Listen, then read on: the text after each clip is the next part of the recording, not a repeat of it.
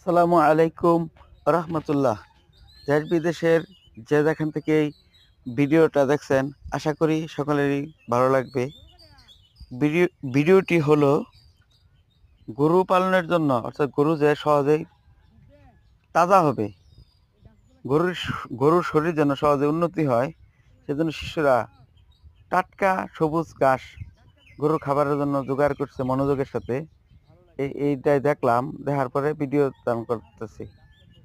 এরকম তাজা ঘাস, অর্থাৎ সবুজ ঘাস যদি আমরা গরুরে খাওয়াইতে পারি শিশুকর মতো, দেখুন, তাহলে গরু সহজে তাজা হবে এবং গরুর হজম শক্তি বৃদ্ধি পাবে, গরুর দুধ বৃদ্ধি পাবে, গরু সহজে মোটা হবে। এই কথাগুলো শিশুরা বলতে চেষ্টা করছিল। তো দেখুন, শিশুরা কি মনোযোগের সাথে ঘাসগুলা কাটছে। গরু পালনের প্রতি ওদের মনোযোগটা অন্যরকম, এই কারণে ভিডিও দান করলাম। আশা করি ভিডিওটা সকলের ভালো লাগবে। আমরা যে যেখান থেকে দেখছি না কেন, আমরা যদি গরু পালন করি, তাহলে এই যে এরকম সবুজ ঘাস সংগ্রহ করে গরুকে খাওয়াই।